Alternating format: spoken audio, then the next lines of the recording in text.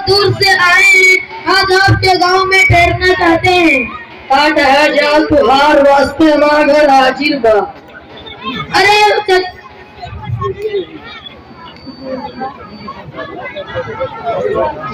चला घरे। अच्छा, पहले थोड़ा यहाँ खड़े खड़े बात लेते हैं, फिर घर चलेंगे। जैसन तुहार मर्जी, मगर खड़े खड़े का अच्छा से बैठ कर बात हुई। कोई बात नहीं, ऐसा ही अच्छा लगता है। खैर सुनिए, आपको मालूम है कि मोहम्मद सल्लल्लाहु अलैहि वसल्लम के बाद दूसरे नबी इस दुनिया में आए हैं जो लोगों को सच्चे दीन की दावत देते हैं। अरे क्या कहा तो साहब, रसूलुल्लाह के बाद कैसे कौनो नबी न आई? अब नबी तो आखिरी नबी बा। यही तो अफसोस है कि आपको मालूम ही नहीं। क्या किसी ने आपको बतलाया नहीं? अरे में बदलावे के का बात है? ये सब बतियाही कि हमार नबी के बाद अब कौनो नबी न आई।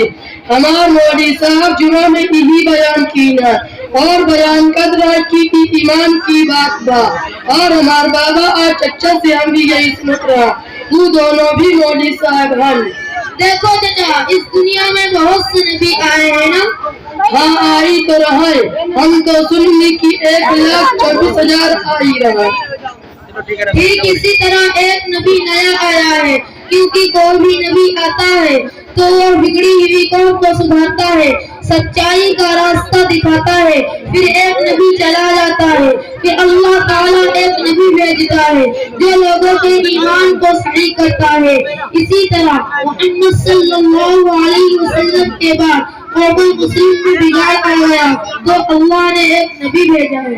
वो नबी कहाँ बा जो अभी नवा नवा आई है? वो नबी कादियान में पैदा हुए हैं, उनका इंतकाल हो गया है, अब उनका दीन जिंदा है। अरे भैया, जब वो नबी मर गई तो उनके मान के का हुए? अब कोई नवा नबी आई तो हमका बता दे, हम वो नबी से जरा बात करी।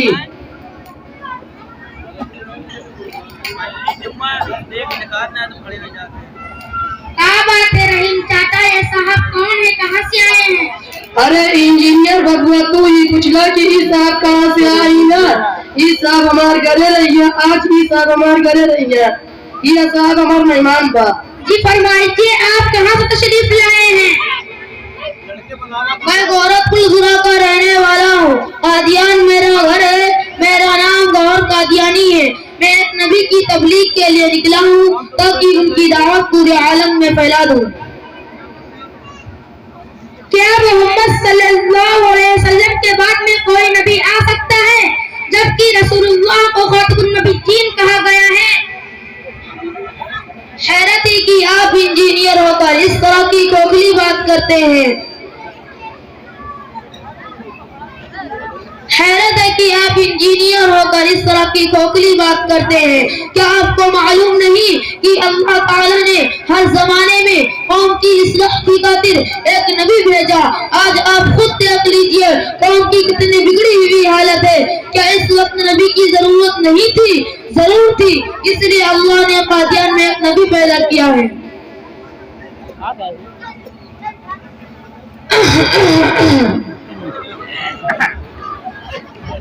अच्छा, यह बात है।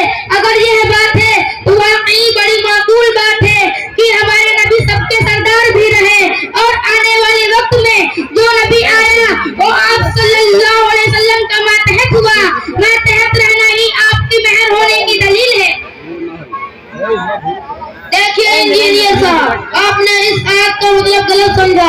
आयत बिल्कुल सही है। इसका मतलब यह है कि मोहम्मद सल्लल्लाहु अलैहि वसल्लम क्योंकि तमाम नबियों का सरदार और किंग है, इसी बादल अटलैंटी की वजह से आपने यह बात लगाई कि अब जिस नबी की नबूवत जारी होगी वो मेरे अंडर में रहकर जारी होगी। डायरेक्ट कोई नबूवत नहीं होगी, डायरेक्ट कोई नबूवत नहीं होगी। यानी आपने अपने अंडर पाते में रहते हुए बाकायदा नबूवत पर मोहर लगाई। जी हाँ, अब तो मेरे समझ में बात आ गई, अच्छी तरह से आ गई, क्योंकि हिंदुओं के यहाँ भी इससे मिलती जुलती बात है। It is impossible, mister Gauhar, you are wrong, बल्कि ये नामुमकिन है। जनाब गौहर साहब, आप गलत बोल रहे हैं। एक और बात सुनिए, हजरत ईसा जो आया है वो आपके मातहत ही तो आना होगा। अरे अच्छा गौर साहब, आप उस नबी का तारुफ यानी इंट्रोडक्शन कराइए। वो नबी आबिद साहिद, रात रात इबादत करने वाला, रोने वाला, मुहद्दिस मुदद्दिद है। खुद अंग्रेज लोग उनके दर पे आते हैं और दुआ लेकर जाते हैं। आप मुस्तब आबिद दावत नबी है। नहीं बबुआ, हमरा पहले तनिक सोचे के चाहिए। जरा मौलवी साहब से पूछब की देखा ही मौलवी साहब भी पढ़त है से बात करा। ना कोई खास बात पका। हाँ, या लगता है कि इंजीनियर चाचा के रंग तंग बदलल बा।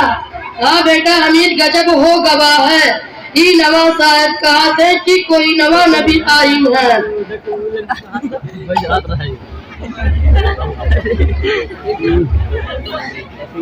क्या बात है साहब, आप लोग कहीं मिर्जा गुलाम अहमद कादियानी का ना दज्जाल मक्कार जानी हरामखोर की तो बात नहीं कर रहे हैं?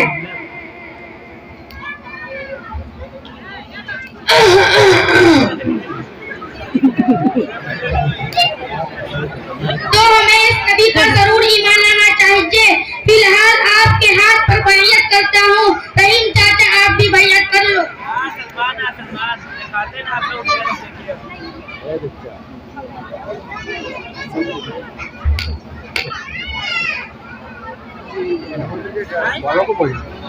वो नबी आबिद जाहिद, रात रात इबादत करने वाला, रोने वाला, मुहद्दिस मुदद्दिद है। खुद अंग्रेज लोग उनके दर पे आते हैं और दुआ लेकर जाते हैं। आप मुस्तब आबिद दावत नबी हैं।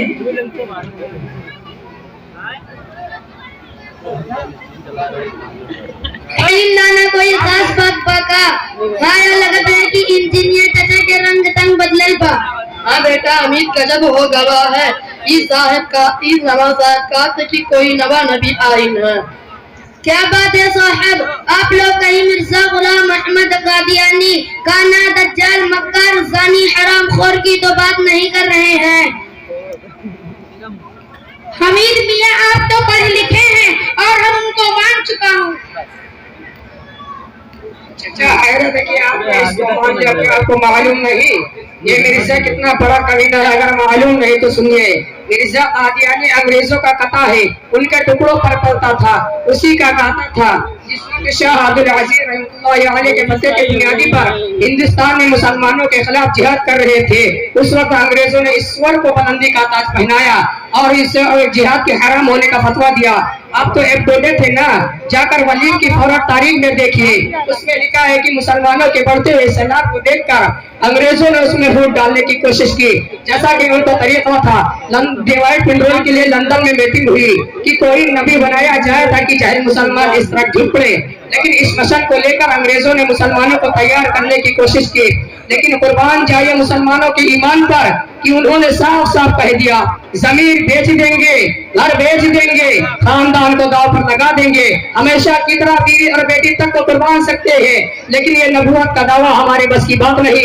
ये तो उस नबी की शान थी जो 1400 साल पहले तशरीफ लाए थे। आखिर में वो अंग्रेज लोग उस कमबख्त से मिले और दौलत की लालच में सब कुछ मान लिया। और जब उसे एक बड़े अफसर के पास लाया गया तो उसने जो कहा जब उसे एक बड़े अफसर के पास लाया गया तो उसने कहा कि उल्लू को पकड़ लाए, जबकि ये शख्स काला ही नहीं बल्कि काना भी था। इसका एक बत्ती गायब थी। जब हम एक बल्ब वाली गाड़ी को रास्ते पर नहीं चलने देते तो इसको कौन चलने देगा? इसका तो एक लाइसेंस ही गायब है। जब ऐसी बात थी तो ये नबी कैसे बना दिए गए? ये आपको पता नहीं कि मजबूरी का नाम महात्मा गांधी है? अरे चाहे इसी तरह बनाया गया। अरे चाचा, ये तो छटा हुआ बदमाश चिट्टा पका जाने एक नंबर का झूठा है। बेशुमार झूठ बोल कर तो अंग्रेजों से पैसे ईटे लम्हे बेशुमार झूठ दावे नबूवत में बोले। अरे साहब, हमारे मूसा अलैहिस्सलाम ने तो 15-20 झूठ बोले हैं। इतना सा झूठ से उनकी इतनी बड़ी नबूवत पर क्या फर्क पड़ेगा? रहा जिनाकार होना, तो आपको मालूम नहीं, वो जिना नहीं करते थे बल्कि बरकत पहुंचाते थे। बताइए, आपकी बेटी ने बरकत ली कि नहीं? अगर ली है तो आप कमबख्त ठहरेंगे, और अगर नहीं ली तो इसी वक्त बताइए।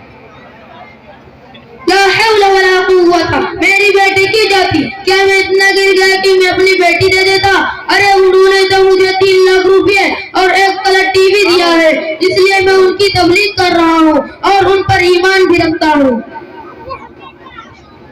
अरे कम्बाख्त, मैंने तो एक झूठ बोल दिया तो और बिदक गए और मेरे मौलाना होने पर तोहमत आगे इल्जाम लगाने लगे। और जिसने बेशुमार झूठ बोले, क्या उसे तुम यकीन रखते हो कि नबी हो सकता है?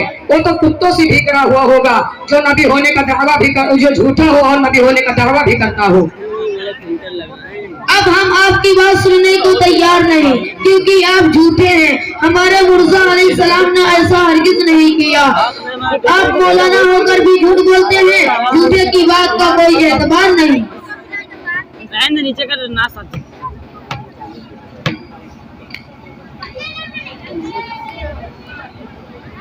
हाँ बेटा, हमीद गजब हो गवाह है। हाँ अब देख लेना कि हमारा बेटवा कितने कमाल का चोरा है। अरे का बुझा तो इंजीनियर बबुआ ये छोकरा तो बनने पड़ा था। इसे तनी गौर सही के बतिया सुना, फिर तुहार समझ में आ जाई। अच्छा तने खात्मे उन नबीयीन का मतलब बताई दो।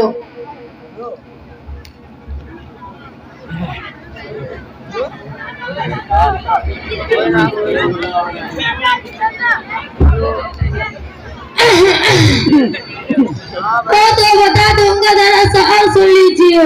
उस नालायक गधे ने यहाँ तक कहा कि मेरी इबादत सानिया है, यानी वो मोहम्मद सल्लल्लाहु अलैहि वसल्लम जो 1400 साल पहले आए थे वही मुझ पर रूप ढा लिए हैं।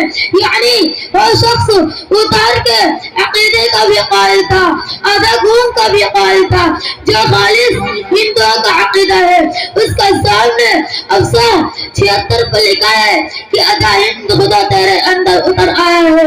रूहानी खजान में लिखा है कि तू मुझ में समाया हुआ है और मैं तुझ में समाया हुआ हूँ।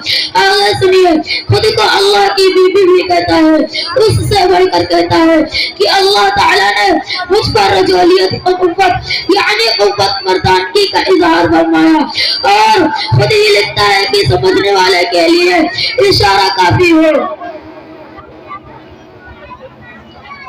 अल्हम्दुलिल्लाह, मैंने कुछ पढ़ा उसमें से चंद सुने हैं। ये शख्स कभी हमला, कभी मरियम, कभी ईसा का नुत्फा अल्लाह का नुत्फा बनता है। ये लिखा है कि बाबू इलाही बख्श चाहता है कि तेरा हैज देखे तुझमें हैज नहीं, बल्कि वो बच्चा होगा जो बेमंजिल इत्फान अल्लाह है। एक जगह लिखा है कि मरियम की तरह ईसा का रूह मुझमें नुत्फा की गई, तो इस तरह के रंग में मुझे हमला ठहराया गया। जो और आखिर जो 10 महीने के बाद कई महीने से वे बज़रिया इत्फान अल्लाह है, इस मंजरे इस इल्हाल में मुझे हमला ठहराया गया। इत्फाक तो ऊपर सुन ही लिया होगा और उस पर वही I love you, I am in with you, I am in you. भला सोच लीजिए कैसे वो नबी हो सकता है। हमने बड़ी गलती की है, अल्लाह माफ फरमाए। भाई गौर साहब, आपका क्या ख्याल? मैं भी दिल से तौबा करता हूँ, मैं लालच में पड़ गया था। बोलो।